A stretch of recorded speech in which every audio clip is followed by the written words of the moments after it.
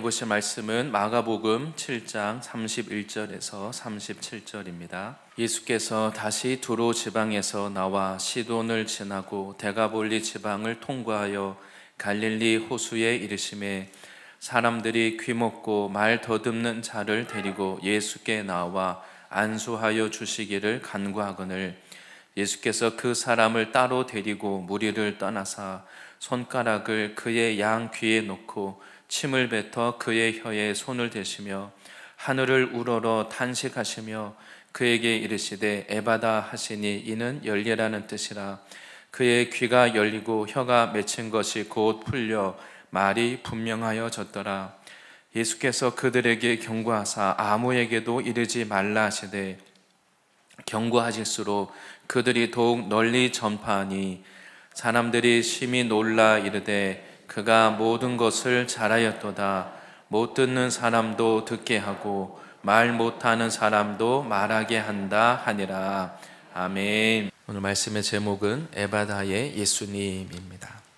제목을 에바다라고 이렇게 지었는데 이 에바다는 열려라라는 그런 뜻입니다. 예수님이 사실은 그때 사람들이 사용하던 아람어입니다. 예수님께서는 바로 어둠 가운데 아무런 소망이 없는 그 인생을 향하여서 오늘 에바다, 모든 막힌 것들이 풀리고 풀어지고 열리도록 이렇게 선포하셨습니다. 바로 오늘 이 본문은 한 사람의 인생에 있어서 그냥 단지 어떤 작은 문제, 그 치유를 받는 그 이상의 나의 삶에 있어서 불가능하다고 여겨지는 일들, 우리가 막혀있는 것들, 제한되고 한계에 갇혀있는 그런 우리 인생을 향하여 우리를 깨우시고 변화시키시는 그 예수님의 말씀이 바로 에바다인 것입니다. 바로 예수님은 우리의 삶을 근본적으로 새롭게 하시는 분이십니다. 우리는 내 인생을 계획할 때 내 능력 안에서 내가 할 수 있는 만큼 그 안에서 우리는 그걸 바라보고 또 열심히 수고하고 노력도 합니다. 그러나 진짜 우리의 삶에 일어나야 되는 변화는 도저히 내 힘과 능력으로 할 수 없는 일들, 우리가 그 한계를 빨리 인정하고 깨달을 때 오늘 예수님이 주시는 이 에바다와 같은 이 변화의 역사가 일어나게 되는 것입니다. 우리가 이런 예수님을 믿는다면 바로 우리 인생을 근본적으로 내가 할 수 없는 그 한계, 그 범위를 뛰어넘어서 우리를 변화시키는 분이라는 것을 믿는다면 우리가 예수님을 간절히 찾을 수밖에 없습니다. 바로 오늘 예수님은 이러한 이 에바다의 역사를 경험한 이 사람들, 이들을 통해서 또 주변에 있는 또 다른 사람들에게 놀라운 이 변화의 역사를 일으키는 것을 볼 수가 있습니다. 또 이러한 하나님의 놀라운 변화는 그냥 우연히 일어나지 않는다는 것입니다. 한 사람의 인생이 바뀌고 변화가 일어나는 것은 그냥 우연히 또는 저절로 일어나는 것이 아니라 그럴 만한 이유가 있고 또 원인이 있습니다. 오늘 하나님의 말씀을 통해서 우리의 삶에 일어나야 될, 그리고 내 삶에 정말 일어나야 될 이런 에바다의 역사가 무엇인가, 그것을 우리가 돌아보고 그것을 기대하면서 이런 역사가 바로 나의 삶에도 나를 통해서 우리 주변에 있는 또 다른 사람들에게도 이런 놀라운 변화가 일어날 것을 기대함으로 나갈 때 주님이 응답해 주실 줄 믿습니다. 먼저 첫째는 사역의 배경입니다. 예수님이 오늘 이런 역사가 어디에서 일어나는지 우리가 관심을 가지고 볼 필요가 있습니다. 우리가 자연을 보면 이 물은 높은 곳에서 낮은 곳으로 흘러갑니다. 그리고 그 물은 낮은 곳에 항상 그 물이 흘러가서 거기에 모이게 됩니다. 이것이 자연의 이치인 것처럼 영적으로도 마찬가지입니다. 하나님이 우리에게 주시는 그 은혜, 하나님의 이 구원의 은혜, 하나님의 복음이 어디로 흘러가는가? 하나님의 은혜는 항상 낮은 마음을 가진 사람, 가난한 마음을 가진 사람이 하나님의 그 은혜를 담을 수 있는 것입니다. 예수님도 마태복음에서 5장에서 팔복에 대해서 하나님 나라의 복에 대해서 말씀하시면서 가장 먼저 5장 3절에 이렇게 말씀하십니다. 심령이 가난한 자는 복이 있나니 천국이 그들의 것이며. 우리가 하나님께 가난한 마음으로 나갈 때 하나님의 나라 천국이 우리 안에 임하는 것입니다. 하나님이 나의 마음을 낮추실 때 바로 그곳에 천국이 임하는 것입니다. 예수님은 이 땅의 의인들을 위해서 오시지 않았습니다. 바로 문제 많은 사람, 내가 해결할 수 없는 그 누구나 다 잘 살고 행복하고 만족스럽게 살기를 원하지만 해결할 수 없는 그 인생의 문제 가운데 갇혀서 고통하는 사람들, 그리고 그 문제로 인하여서 가난함으로 나오는 사람들을 만나 주셨습니다.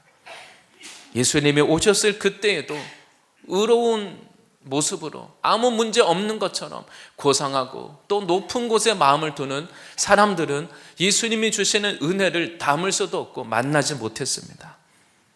그러나 마음이 가난한 사람들, 내 이 문제가 심각한 것도 알고 내 죄가 심각한 것도 알고 갈급하게 주님께 나오는 사람들이 예수님을 만났던 것입니다. 오늘 이 본문에서 예수님의 사역을 잘 설명해 주고 있습니다. 오늘 본문에서는 31절 이 본문에는 예수님이 두로에 가셨다가 거기 두로에서 나오셔서는 다시 시돈에도 가시고 데가볼리 지방을 그 한가운데로 다 통과해서 갈릴리 호수에 이르렀다, 이렇게 오늘 말씀하고 있습니다. 예수님이 이게 유대 땅이 아닌 그 전형적인 유대인들이 살고 있는 지역이 아니라 예수님께서 이 북쪽에 있는 주로 이방인들이 거주하는 이 지역을 예수님이 지나가셨다고 이렇게 설명하고 있습니다. 예수님이 없이도 마음이 부요한 사람들, 예수님이 그 유대인들의 지역을 이제 벗어나서 마음이 가난한 사람들, 진짜 하나님의 은혜가 필요하다는 것을 자기도 알고 그 예수님의 은혜를 받을 준비가 된 사람들에게 예수님이 가신 겁니다. 마치 그 자석이 쇠가 있는 곳에 그 자석이 강하면 그 쇠가 끌려오는 것처럼 마치 그 예수님의 은혜가 필요한 사람들에게 예수님이 오늘 찾아가셔서 사역한 것을 말씀하고 있습니다.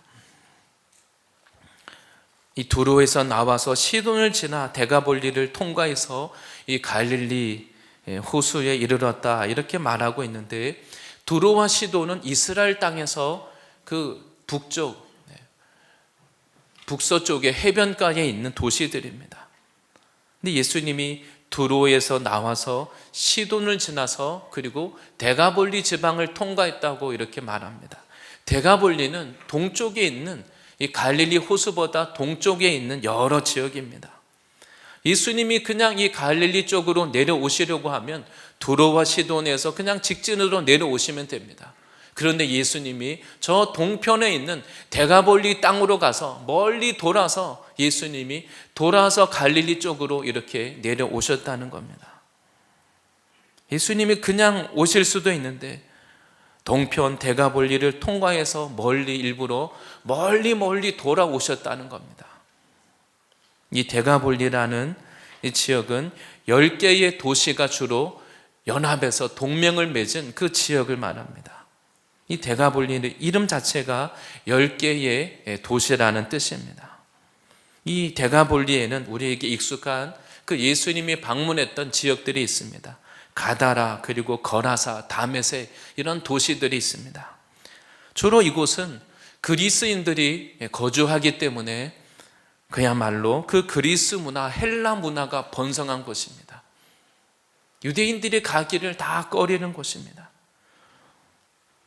유대인 사역에는 적합한 곳이 아니라는 것이죠.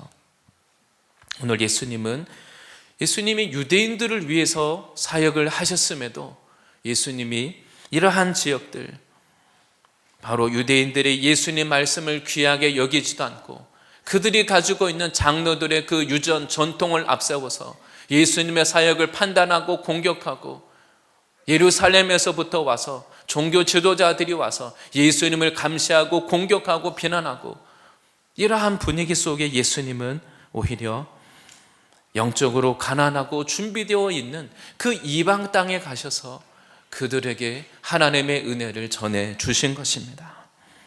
성경에서는 이러한 역사에 대해서 말씀하고 있습니다. 이사야서 42장 6절에 예수님이 오심으로 일어날 일을 이렇게 설명하고 있습니다. 나 여호와가 의로 너를 불렀은즉 내가 내 손을 잡아 너를 보호하며 너를 세워 백성의 언약과 이방의 빛이 되게 하리니.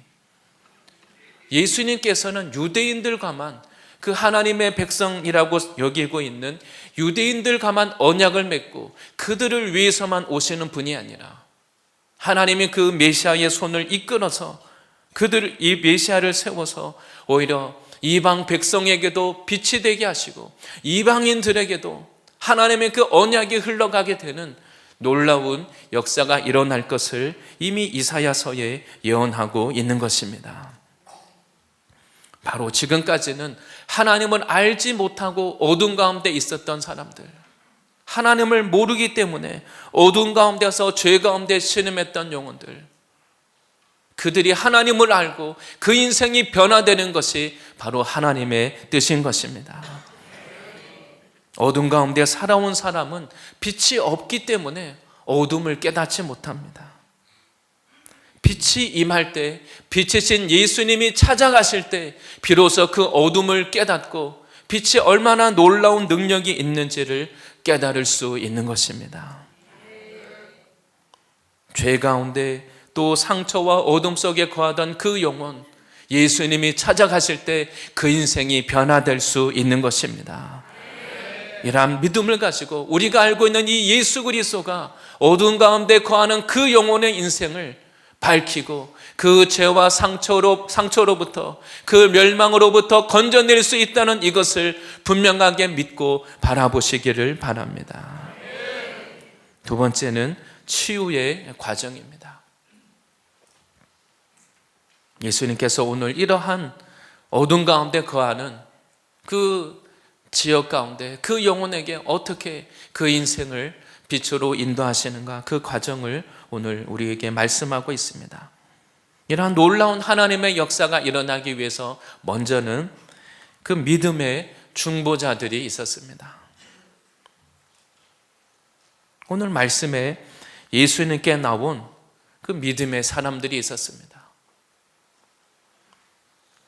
귀 먹고 말을 못하는 이 사람, 말을 더듬는 사람이 있는데 이 사람은 자기 스스로는 예수님 말씀을 들을 수가 없습니다.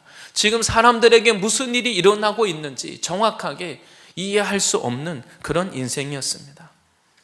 그런데 오늘 예수님이 이곳에 가셨을 때 여기에 이 치명적인 이 사람의 문제를 가지고 예수님께 데리고 나온 믿음의 사람들이 있었습니다. 귀 먹고 말 더듬는 자라고 이렇게 말하고 있는데 오늘날에도 청각 장애가 있고 거기에 더해서 언어 장애가 있는 사람의 이 문제를 해결한다는 것은 의학적으로 거의 불가능에 가깝습니다. 청각 장애가 있기 때문에 말을 못하는 것이죠. 만약 이 사람이 태어나면서부터 만약 못 들었다면 말을 아예 못했을 겁니다. 그런데 오늘 이 사람에 대해 설명하기를 귀 먹고 말 더듬는 자라고 했습니다. 그러니까 이 사람은 태어날 때부터 못 들은 사람은 아닙니다. 그런데 어느 순간 태어나면서 자랄 때는 말을 분명히 했는데 어떤 이유에서든지 어떤 사건 무엇을 계기로 해서 귀가 안 들리고 그리고 이제 전에는 말을 했었는데 이제는 말을 들리지 않으니까 말이 점점 못하게 되면서 더듬고 사람들이 알아듣지도 못하게 됐습니다. 한 사람의 인생이 건강하고 아무 문제 없던 그 사람이 갑자기 어느 날 심각한 문제가 생긴 겁니다. 사람들을 만나도 이제 대화가 불가능합니다.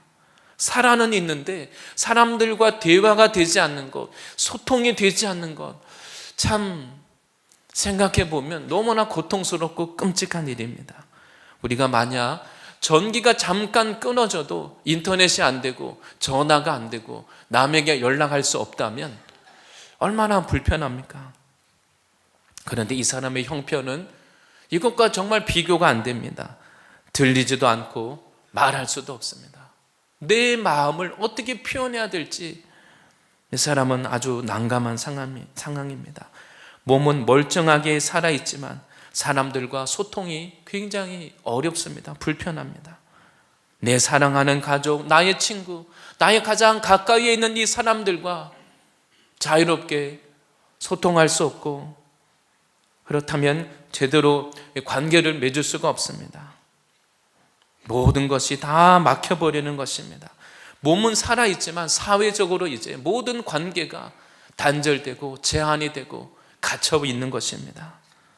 바로 이 사람의 모습은 죄로 인하여서 영적으로 단절되고 막혀 있고, 그리고 죄 가운데 육체를 위하여서만 살 수밖에 없는 그런 우리 인생의 모습을 단적으로 보여주는 것과 같습니다. 그런데 오늘 이 사람에게 소망이 있는 것은 바로 이 사람 주위에 믿음을 가지고 아무것도 할 수 없고 갇혀있는 이 한 영혼을, 이 사람을 변화될 수 있다는 믿음을 가지고 돕는 사람들이 있었다는 것입니다.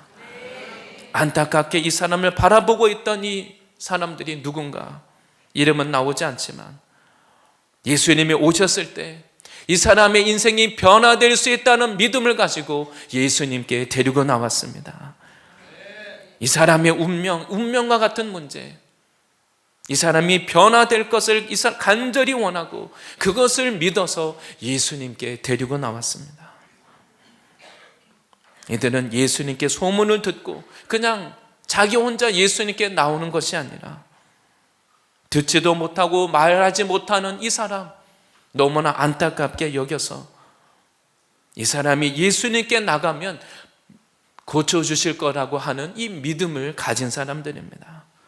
이들이 혼자가 아니라, 여러 사람이 혼자가 아니라 함께 믿음을 가지고 함께 연합해서 이 사람을 도왔더니 서로 믿음을 격려해서 예수님께 데리고 나올 때 한 인생의 변화가 일어나는 것입니다. 믿음을 가진 그 사람들이 우리가 한 마음이 되어서 우리가 한 사람을 도울 때, 한 영혼을 예수님께 데리고 나올 때 그 인생에 막혀있는 것들이 변화가 일어나는 것입니다.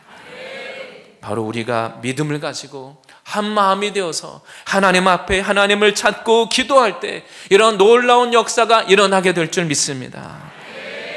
바로 하나님의 자녀들이 우리가 한 마음으로 기도할 때 그곳에 하나님의 기적과 하나님의 역사가 일어나는 것입니다. 예수님의 제자들도 예수님의 말씀을 듣고 믿음을 가지고 그들이 함께 모여서 기도할 때 오순절 성령이 임하고 그 제자들을 통해서 강력한 이런 놀라운 복음의 역사가 이 땅에 일어나게 되었고 지금까지도 일어나고 있는 것입니다. 이와 같이 믿음을 가지고 기도하는 사람들에게, 간절히 예수님께 나가는 사람들에게 이러한 영적인 변화와 돌파의 역사가 일어나는 것입니다.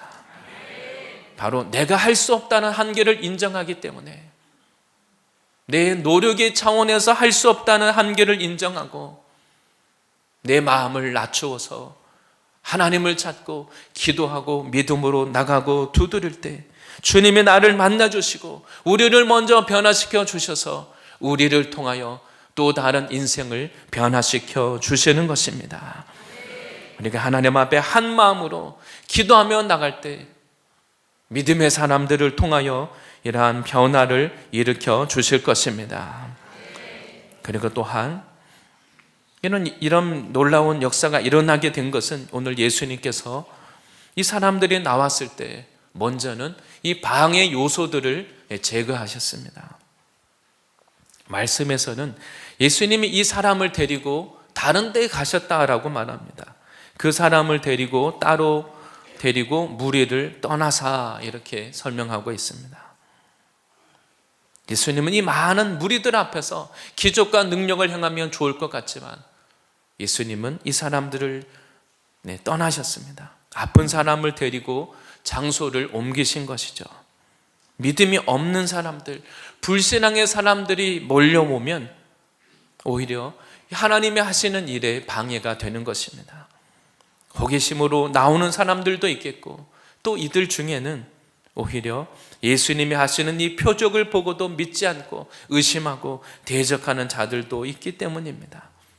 바로 예수님은 이러한 방해를 미리 제거하기 위해서 예수님이 자리를 옮기셨습니다. 그리고 하나님의 아들이신 예수님이라면 이런 일을 하실 때 크게 방해와 영향 안 받으시겠지만, 그러나 제자들에게 또 우리들에게 우리가 어떻게 이런 영적인 역사가 일어나는지를 우리에게 가르쳐 주기 위해서 이렇게 본을 보여주신 것도 있습니다. 불신앙을 가진 사람들이 모여 있을 때 오히려 불신앙을 가진 사람들은 오히려 하나님의 놀라운 역사가 일어나는 것을 보면 그 마음이 굳어지고 강팍해지고 하나님은 오히려 그들에게는 감추십니다. 마태복음 7장 6절에 영적 원리를 이렇게 말씀하십니다. 거룩한 것을 개에게 주지 말며 너희 진주를 돼지 앞에 던지지 말라. 그들이 그것을 발로 밟고 돌이켜 너희를 찢어 상하게 할까 염려하라. 예수님은 거룩한 것을 개에게 주지도 않고 진주를 돼지 앞에 던지지 말라고 이렇게 비유로 말씀하십니다. 오히려 그것을 주면, 귀한 것을 귀하게 여기지 않는 사람에게 주면 오히려 그것을 주는 사람을 오히려 상해하고 공격하고 대적하고 이런 일들이 일어나기 때문입니다. 우리가 주님께 나가려고 할 때 먼저는 이것이 남에게가 아니라 내 안에 있는 불신앙을 먼저 제거하시기를 바랍니다. 예수님이 이런 놀라운 은혜를 행하시려고 할 때 누구나 이것을 다 내 것으로 잘 받아들일 것 같지만, 문제는 우리의 주변에도 있고 그리고 나의 삶에도 하나님이 주신 이러한 은혜를 은혜로 받아들이지 못하게 하는 방해 요소, 걸림돌이 있다는 것입니다. 내 안에 있는 먼저 이러한 불신앙과 세상적인 이론과 내 안에 또 내 마음을 부요하게 하는 세상의 것들, 육신의 것들, 이것들을 먼저 제거하시기를 바랍니다. 내 안에 있는 이 굳은 마음이 먼저 제거될 때 하나님의 은혜를 받을 수 있는 부드러운 마음으로 변화가 일어나는 것입니다. 예수님이 주시는 이 말씀을 내 마음이 부요하여서 가볍게 그냥 흘려듣고 받아들이기를 거부한다면 이런 하나님의 말씀이 점점 나에게 이제 들리지 않습니다. 믿음으로 들리던 말씀이 이제는 나에게 다 아는 것 같고 나와 무관한 말씀으로 들리고 하나님의 은혜를 내 마음이 담을 수 없는 것입니다. 하나님께서 우리의 마음을 가난하게 해서 부드러운 마음으로 우리가 준비될 때 하나님께서 이러한 놀라운 은혜를 부어 주실 것입니다. 또한 셋째는 이러한 치유를 위해서 성령께 순종할 때 이러한 역사가 오늘 일어나게 됐습니다. 오늘 예수님이 이 사람을 고치시는 방법은 참 우리가 볼 때 조금 이해하기 난감한 부분이 있습니다. 예수님이 이 사람을 데리고 무리를 떠나셨는데, 그리고 나서는 오늘 말씀에 갑자기 아마 제자들도 놀랐을 겁니다. 예수님이 손가락을 이 사람의 양귀에 넣으시고 그리고는 침을 뱉어서 그의 혀에 또 손을 대셨습니다. 아마 제자들 중에 굉장히 깔끔한 그런 제자들이 있었다면 예수님을 갑자기 아주 이상한 눈으로 예수님을 바라봤을 수도 있습니다. 그러나 오늘 우리가 볼 때 이성적으로는 참 이해하기 어렵지만 바로 예수님도 우리가 볼 때 내 생각, 내 경험을 내려놓는 방법으로 오직 하나님의 인도하심에 성령께 순종하셨다는 것을 믿으시기를 바랍니다. 오늘 예수님은 성령께서 주시는 그 음성에 순종한 것입니다. 예수님도 사람의 이러한 방법으로 성령께 순종하려고 하시니까 예수님이 그 앞에 미리 방해가 될 요소들을 미리 제거하신 것입니다. 아마 무리들이 다 보고 있었다면 이렇게 할 때 제자들이 아마 옆에 제자들조차도 의심의 눈초리로 아마 바라봤을 겁니다. 예수님이 이상하다 이렇게 여겼을 것입니다. 우리의 이성에 강할 때는 사람의 눈치를 보게 되고 또 우리가 이런 하나님의 인도하심에 순종하기가 어려운 것입니다. 오늘 말씀에서 예수님은 하나님의 아들이십니다. 이 예수님이 그냥 고상하게 말씀으로만, 오늘 제목이 에바다의 예수님이신데, 예수님이 그냥 그 많은 무리들 앞에서 거룩한 목소리로, 권위 있는 목소리로 그냥 예수님이 그 무리들 앞에서 그냥 에바다 선포하셨으면 얼마나 멋있고 거룩하고 고상하게 보이겠습니까? 그런데 예수님이 갑자기, 하나님의 아들이신 예수님이 별로 고상하지 못하게 손가락을 그의 양귀에 넣으시고 침을 뱉어서 그의 혀에 손을 대셔서 이런 방법으로 예수님이 하셨다는 것입니다. 우리가 볼 때 고상해 보이는 어떤 그 방법 자체가 아니라, 그것이 능력을 일으키는 것이 아니라, 어떤 고상하고 거룩해 보이는 그 모양이 능력을 일으키는 것이 아니라는 것입니다. 우리의 생각을 부인하고 낮아지고 깨어지고 순종할 때 하나님께서 역사하는 것입니다. 나의 지혜로운 방법, 내가 생각하는 그 고상한 경험, 내 지식으로 우리는 뭔가를 하기 원합니다. 내가 해볼 만한, 내가 의지하는 뭔가가 있습니다. 이렇게 하면 될 것 같은 내 방법이 있습니다. 그렇게 해서 된다면 내가 드러나는 것이죠. 내가 이렇게 했더니, 이런 방법으로 했더니 이렇게 되더라. 사람들이 볼 때도 굉장히 설득력 있고 고상해 보입니다. 그러나 우리가 내 한계를 뛰어넘어서 하나님이 새로운 변화, 새로운 일을 행하시고자 할 때 내 생각, 내 경험, 내 고집을 버려야 하는 것입니다. 바로 나도 이해할 수 없는 그 방법에 순종한다는 이것은 곧 내 생각, 내 경험이 깨어져야 한다는 것입니다. 내 강한 것이 깨어질 때 하나님이 일하는 것입니다. 오늘 예수님이라도, 예수님 하나님의 아들이심에도 사람들 앞에서 예수님이 하나님의 아들다운 모습으로 고상하고 품위 있고 멋있는 방법이 아니라 성령께 순종하셔서 겸손히 이렇게 행하셨다는 것입니다. 오늘 하나님의 말씀을 통하여서 우리가 내가 생각하는 방법, 내 나름대로 내가 알고 있는 그 멋있는 방법으로, 내가 드러나는 방법으로, 내가 인정받는 방법으로 하려고 하는 그것을 내려놓으시기를 바랍니다. 내 생각 버리고 낮아질 때 하나님께서 우리를 통하여 일하기 시작하십니다. 바로 오늘 이 본문에서는 이 치유를 행하시는 치유자, 사역자 자신이 먼저, 우리가 먼저 십자가를 통과하고 내가 낮아지고 죽어지는 이 갑질에 대하여 말씀하고 있는 것입니다. 하나님의 뜻과 방법, 내 생각이 깨어질 때 주님이 우리를 통하여 우리의 한계를 뛰어넘는 그 일을 행하시는 것입니다. 또한 예수님은 이 치유의 과정에 넷째로는 에바다 이렇게 선포하셨습니다. 오늘 예수님이 이렇게 말씀하실 때 먼저는 갑자기 하늘을 우러러 보시면서 하늘을 우러러 탄식하셨다 이렇게 말씀합니다. 예수님은 이러한 능력이 마치 나에게서 나오는 것처럼 그렇게 하시지 않았습니다. 예수님은 이 사람을 고치시기 전에, 에바다를 선포하시기 전에 먼저 하늘을 우러러 보시며 탄식하셨습니다. 이것이 나에게서 나오는 능력이 아니다. 그리고 예수님이 하나님께 기도하신 것입니다. 예수님도, 나도, 예수님 자신도 자신의 능력으로 행하시는 것이 아니라 하나님의 보냄을 받아서 하나님께 순종하시는 방법으로, 하나님의 뜻을 이루는 방법으로 하나님께 의지하신다는 것을 나타내 보여주셨습니다.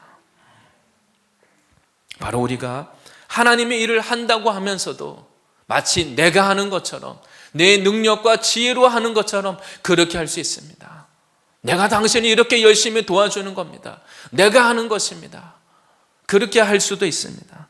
그러나 오늘 예수님은 자기가 하는 것처럼 하지 않으시고 자신의 영광을 구하지 않으시고 하늘을 우러러보시며 하나님께 기도하시는 모습으로 하나님의 영광을 구하는 이러한 기도를 하셨습니다. 그리고 탄식한다는 것은 바로 이 사람의 문제, 이 땅에서 죄와 상처, 고통하는 그 사람을 바라보시면서 우리의 고통, 죄인의 고통, 아픔을 들고 하나님께 나가시는 그 예수님의 중보자의 마음인 것입니다. 바로 예수님은 이 땅에서 우리들에게 일어나는 일들, 우리가 이 땅에서 당하는 그 고통과 아픈 문제들, 이 땅에서 우리가 당하는 불의함과 죄와 상처 가운데 신음하고 고통하고 아파하고 슬퍼하는 우리 인생을 바라보시는 그 하나님의 마음으로 인하여서 탄식하신 것입니다. 이 땅에서 일어나는 우리의 인생에 일어나는 그 문제들, 나에게 일어나는 그 고통과 아픔의 문제를 바라보시며 하나님이 탄식하시는 것을 기억하시기를 바랍니다. 바로 예수님은 그 상한 마음으로 우리 인생을 바라보시며 탄식하시는 그 하나님의 마음으로 인하여서 하나님께 탄식하며 기도하셨습니다. 로마서 8장 26절에 이와 같이 성령도 우리 연약함을 도우시나니 우리는 마땅히 기도할 바를 알지 못하나, 우리는 기도하면서도 나의 이 문제가 얼마나 심각한지 모릅니다. 우리는 다른 사람을 위해서 기도한다고 하지만 하나님이 그 영혼을 위하여 얼마나 탄식하시는지 알지 못합니다.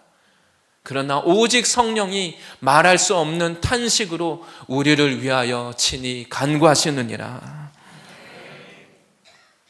우리도 나의 자신의 문제를 바라보며 기도할 때, 하나님을 만날 때 그런 마음이 들지 않습니까? 우리는 내 자신에 대해서 별로 심각하게 여기지 않고 하나님 앞에 당당하게 떳떳하게 기도하다가 어느 날 하나님을 만날 때, 나의 모습을 바라보시며 탄식하시는 하나님을 만나게 될 때, 그 하나님의 그 탄식하심 앞에 내 영혼이 얼마나 내가 처량하고 불쌍한 인생인지 깨달아집니다. 내 죄가 얼마나 큰지 깨달아집니다. 뜨거운 눈물로 애통하며 하나님 앞에 기도하게 됩니다. 또 우리 주변에 있는 그 사람들, 그 한 영혼을 바라보며 우리가 기도할 때 그 사람의 그 고통으로 인하여 탄식하시는 하나님의 마음을 부어주십니다. 성령께서 주시는 이 탄식함으로 기도할 때 그곳에 하나님의 응답이 임하는 것입니다. 우리가 언제까지 기도해야 되겠습니까? 처음에는 내가 기도를 시작했지만, 내가 저 사람을 도와주려고 기도를 시작했는데 어느덧 성령께서 우리에게 임하셔서 말할 수 없는 그 탄식으로 내가 알지 못했던 그 하나님이 바라보시는 그 긍휼과 애통함으로 그 영혼을 변화시키기 원하고 그 영혼이 새로운 삶을 살기 원하시는 하나님의 마음을 부어주시는 것입니다. 이러한 영혼을 향한 그 사랑과 긍휼의 마음, 그런 우리 하나님을 만나게 될 때 바로 그곳에 하나님의 응답이 일어나는 것입니다. 그리고 나서 예수님께서는 오늘 그에게 이르시되 에바다 이렇게 선포하셨습니다. 오늘 이 인생을 바라볼 때 아무것도 할 수 없고 아무것도 들리지도 않고 말할 수도 없고 인생의 모든 것이 완전히, 이 사람이 무엇을 할 수 있겠습니까? 열심히 뭔가를 하고 싶어도 아무것도 할 수 없는 그런 사람입니다. 들리지도 않고 말할 수도 없고 인생의 모든 것이 갇혀있는 그 한 인생을 향해서 누가 그 인생을 향해서 에바다 이렇게 선포할 수 있겠습니까? 감히 이 아무것도 할 수 없는 갇혀있는 어둠 가운데, 절망 가운데 있는 영혼에게 누가 이렇게 말할 수 있겠습니까? 간단한 말 같지만 간단하지 않은 말인 것입니다. 그런데 오늘 예수님은 하나님이 주신 그 말씀의 권세를 가지고, 영적 권위를 가지고 그 인생을 향하여서 에바다 이렇게 선포하셨습니다. 예수님께서 이 사람을 향하여 에바다라고 선포하신 것처럼 우리 인생을 향하여서도 아무것도 할 수 없고 고통 가운데 갇혀있는 우리를 향하여 탄식하시고 우리를 불쌍히 여기시는 그 예수님께서 우리들에게 에바다라고 선포하시면 모든 우리 인생에 갇혀있는 문제로부터 벗어나게 될 것을 믿으시기를 바랍니다. 바로 예수님은 죄와 질병과 상처와 저주를 그 고통 가운데 있는 우리 인생에 찾아오셔서 예수님은 바로 자신이 십자가를 짊어지심으로 우리를 모든 결박으로부터 자유케 하시고 우리에게 생명을 주시고 우리에게 새 인생을 주시기 위해서 예수님이 이 땅에 오셨습니다. 다른 사람을 위해서가 아니라 나를 위해서 오신 이 예수님을 환영하고 모셔드리시기를 바랍니다. 큰 세 번째는 사역의 결과입니다. 예수님께서 이렇게 이 사람을 데리고 나온 이 무리들, 이 사람들 앞에서 이렇게 선포하실 때 어떤 일이 일어났는지 오늘 몇 가지 말씀합니다. 먼저는 이 사람에게 영적인 자유가 임한 것을 믿으시기를 바랍니다. 이 사람에게 귀가 열리고 혀가 맺힌 것이 말을 하기를 원하는데 말할 수 없도록 뭔가 묶여 있었는데 혀가 맺힌 것이 곧 풀려서 말이 분명하여졌다, 이렇게 말하고 있습니다. 이 귀가 열리고 혀가 풀렸다는 것은 이것은 단지 신체적으로만 열리고 풀렸다 그런 뜻이 아닙니다. 이것은 바로 영적인 결박, 속박으로부터 해방되고 자유함을 얻은 것입니다. 오늘 이 본문 가운데 풀렸다는, 혀가 맺힌 것이 풀렸다라고 할 때 이 단어가 누가복음에도 예수님이 사용하셨는데, 예수님이 18년 동안 귀신 들려서 꼬부라지고 몸을 펴지 못하는 여자를 고치셨을 때 성경이 이렇게 말합니다. 누가복음 13장 16절 말씀입니다. 예수님 이렇게 말씀하셨습니다. 그러면 18해 동안 사탄에게 매임받은 이 아브라함의 딸을 안식일에 이 매임에서 푸는 것이 합당하지 아니하냐. 예수님께서는 이 사단에 매임받은 이 아브라함의 딸을 이 매임에서 푸는 것이 합당하다고 말씀하셨습니다. 예수님께서는 동일하게 오늘 귀가 막혀 있고 혀가 묶여 있는 이 영혼을 향하여서 에바다라고 선포하실 때 놀라운 영적인 자유가 임한 것입니다. 예수님이 말씀하실 때 바로 영적인 매임 결박이 풀어지고 자유함을 얻는 놀라운 역사가 일어나는 것입니다.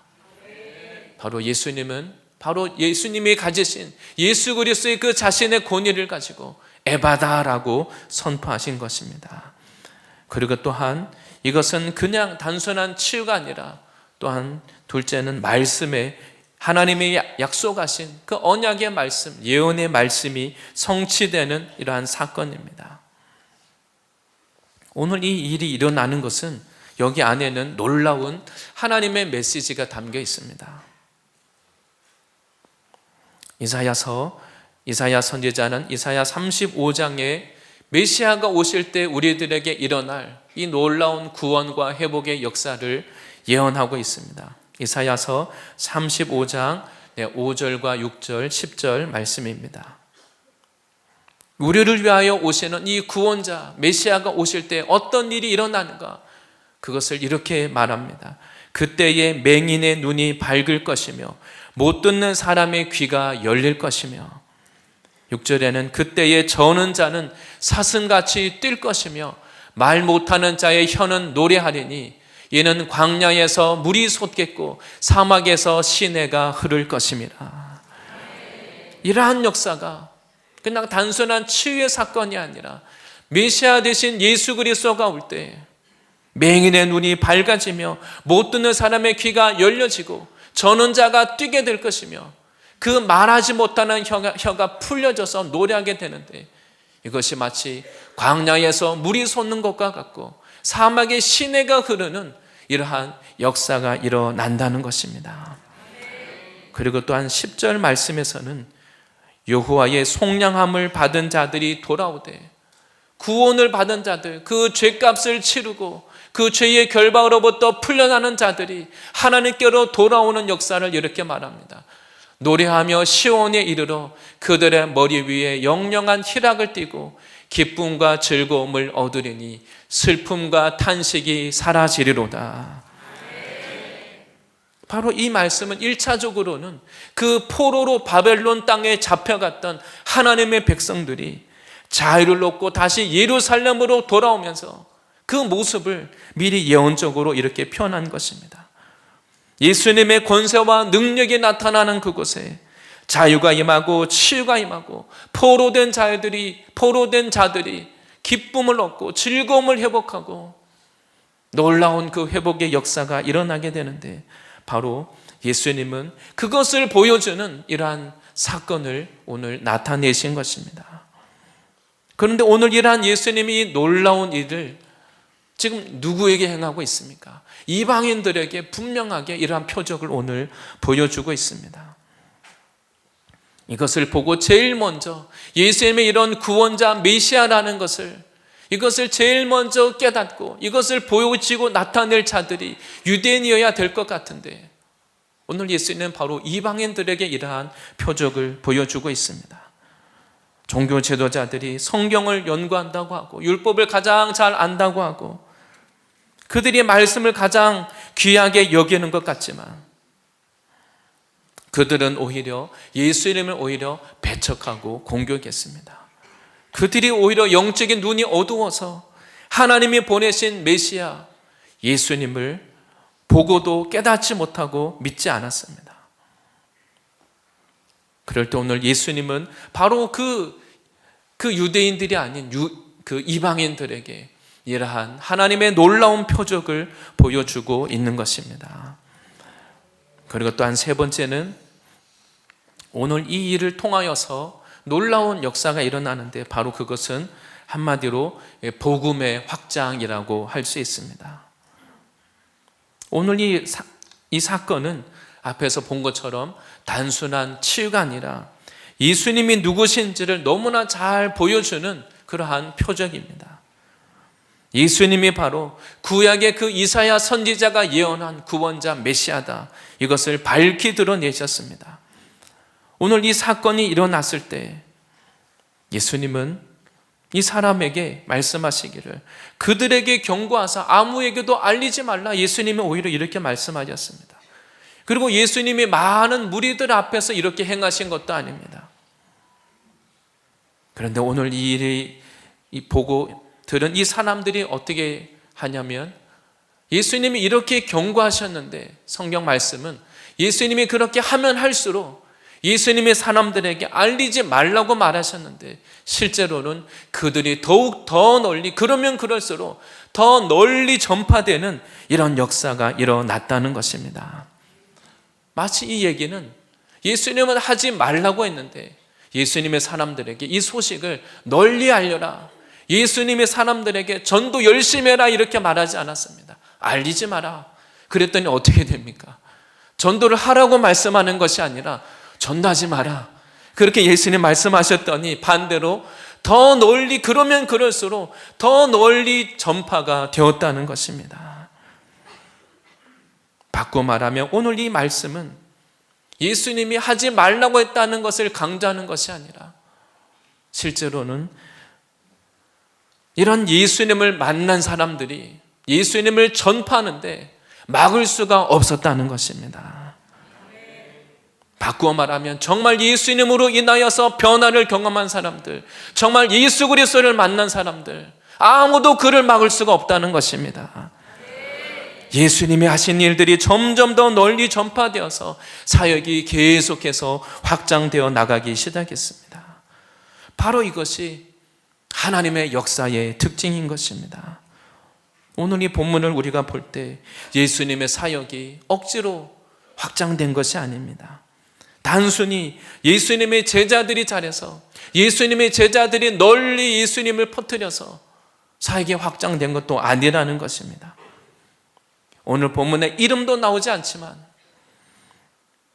사람의 열심과 노력의 차원이 아니라 진짜 예수님을 만난 사람들, 변화를 경험한 사람들, 은혜를 받은 사람들이 증인이 되어서 예수님은 알리지 말라고 오히려 말씀하셨는데 이들이 또 다른 사람들을 전도하고 이미 다 예수님이 가는 곳마다 이미 그들이 예수님에 대해서 알고 있었습니다.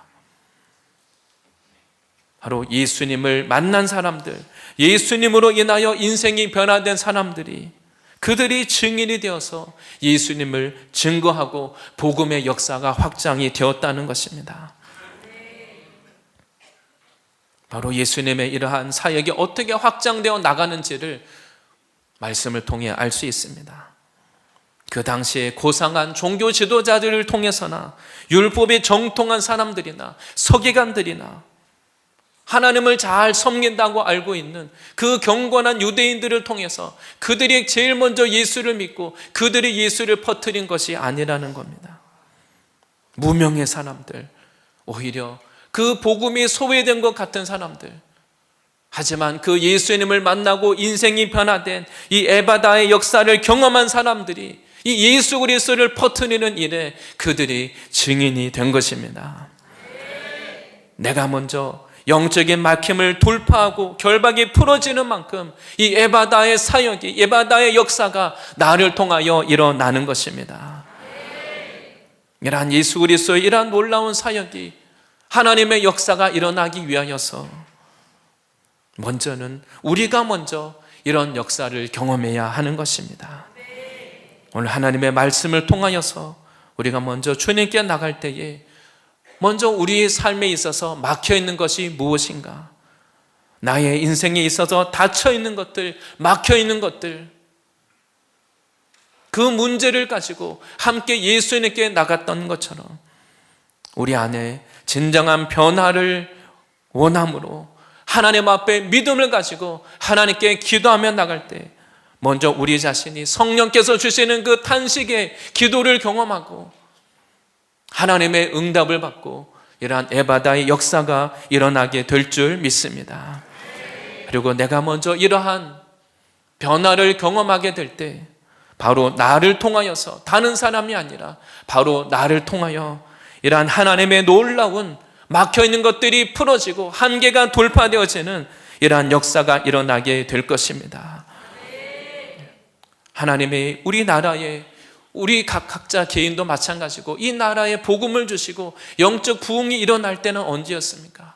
오늘 이 말씀 예수님의 사신 상황과 동일하게 이 나라에 경제적인 그 고통이 있고 가난하고 정말 영적인 세상으로부터 고립된 조용한 나라, 아침의 나라, 그렇게 부르던 이 나라에 하나님께서 가난한 우리의 마음에 찾아오셔서 교회와 복음을 주실 때 이 나라에 놀라운 부흥이 임하고 구원이 임하고 하나님의 역사에 놀랍게 주님이 사용하여 주셨습니다.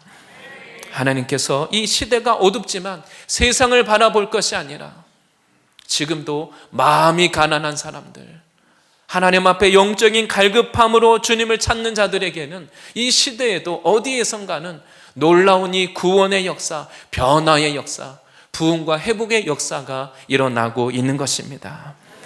이것이 다른 사람에게 일어나는 일들이 아니라 바로 오늘 예수님이 두로와 시돈과 데가볼리를 그 멀리 다니시면서 그 이방인 유대인들이 아닌 그 이방 땅에서 예수님이 통과하시면서 그들에게 은혜를 베푸셨던 것처럼 우리가 주님 앞에 가난한 마음으로 갈급한 마음으로 나아갈 때 이러한 에바다의 역사가 우리들에게 일어나는 변화를 경험하는 저와 모든 성도님들이 되실 줄 믿습니다.